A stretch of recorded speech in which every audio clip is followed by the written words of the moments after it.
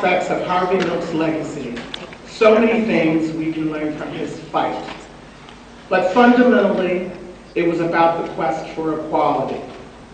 Harvey understood that until all of us are free, none of us are free.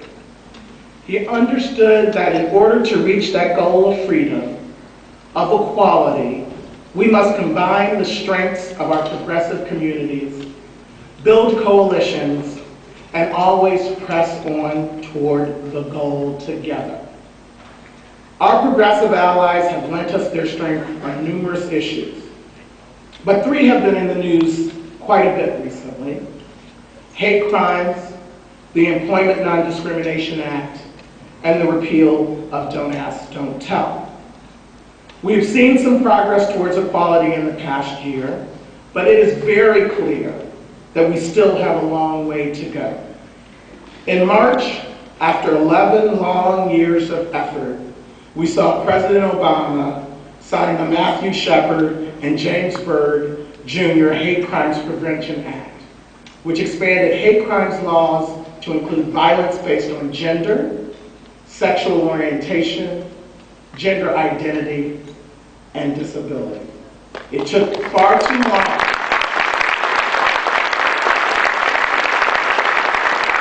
It took far too long, but it was a big win. And many in our community took a little collective sigh, but it really was the first piece of legislation that ever had been enacted based upon gender identity and sexual orientation. The Employment Non-Discrimination Act is taking even longer. It was first introduced in Congress 16 years ago and finally seemed poised to pass last year, only to stall at the last minute.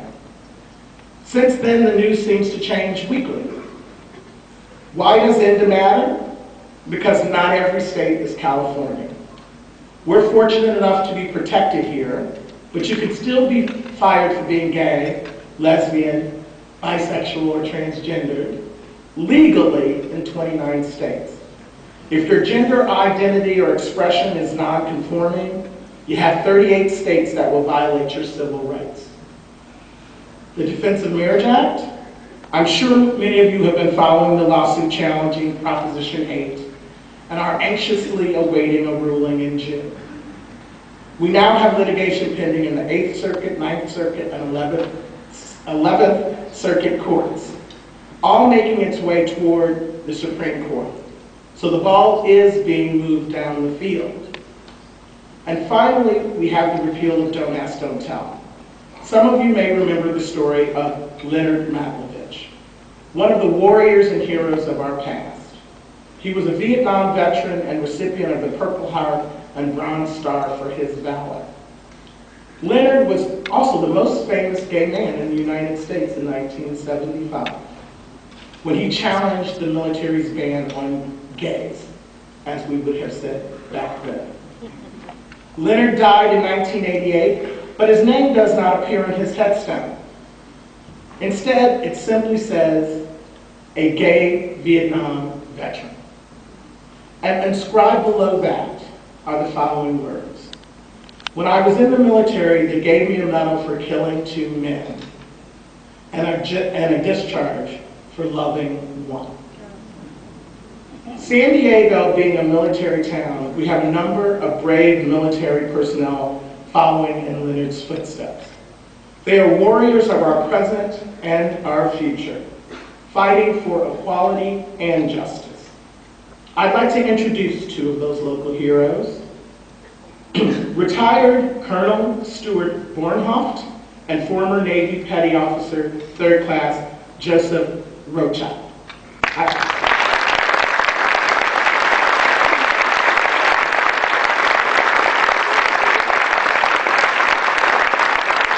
Sometimes I say Joseph Rocha because he's like a cute little piece of chocolate.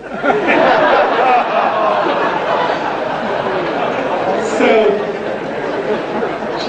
Joseph Rocha joined the United States Navy at the age of 18. He arrived in Bahrain in February 2005 and was assigned to the military working dog unit. Although he obeyed the military's don't ask, don't tell policy, Joseph became the target of horrific anti-gay hazing. 3 years later, the Navy investigated and disciplined Joseph's former supervisor, but felt honor-bound on Joseph's former supervisor. Rocha was accepted into the Naval Academy, but felt honor-bound to be honest. He told the Navy he was gay and was discharged. Colonel Stuart Bornhoff served on active duty in the Army for more than 26 years, retiring in 1995 to pursue a second career with an environmental company in San Diego. A highly decorated soldier, he commanded combat engineers during 2 tours in Vietnam. He is a West Point graduate. He's also taught there and holds master's degrees in business and engineering. He chaired the Military Advisory Council for SLDN and is an original member of Nights Out, a gay-straight alliance of West Pointers. He lives in Bonita with his California-recognized husband, Stephen. They've been partners for 13 years, so have my partner and I. Please welcome both Joseph and Stuart.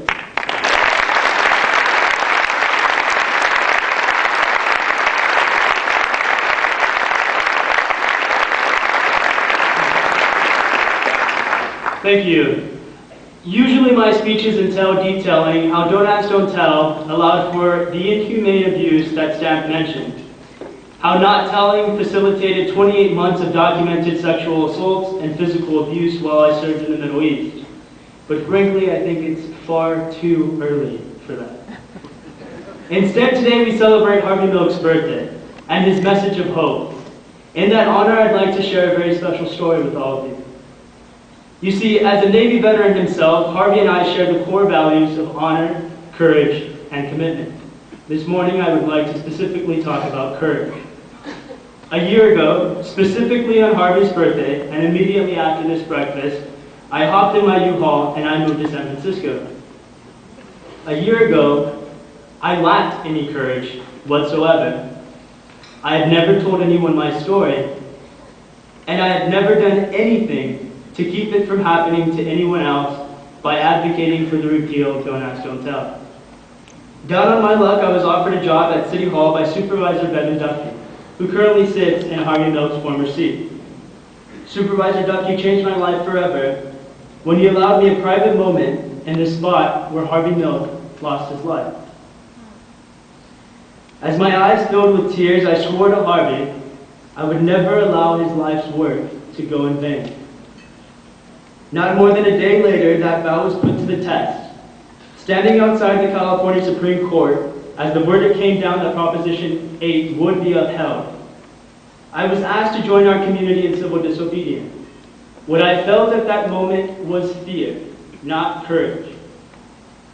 But then I thought of Harvey. Harvey, who valued his voice over his life. When I was released from jail, I dedicated my life to the repeal of Don't Ask, Don't Tell. The message I take to our veterans across this country is Harvey's message.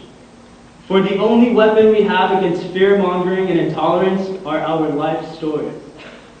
In 1993, lifting the ban on gays in the military failed. It failed because no one knew what a gay veteran looked like.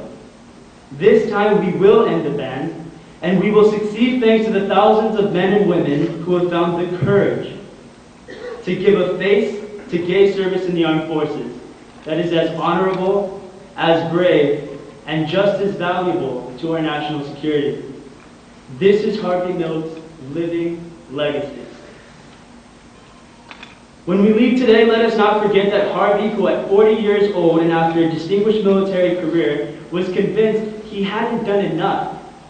I challenge you to stay hungry for equality, stay hungry for justice, for courage, although it is extraordinary, is not unique to any one group of people. We simply must wrestle it out of our core. I too am convinced that I have not done enough, not in public service and definitely not in service to the military, to the defense of this country. When the cloud of Don't Ask, Don't Tell, not if, has been lifted from above the shoulders of our gay men and women in uniform, I hope to achieve the rank and integrity of here, Colonel Bornhoff. Thank you.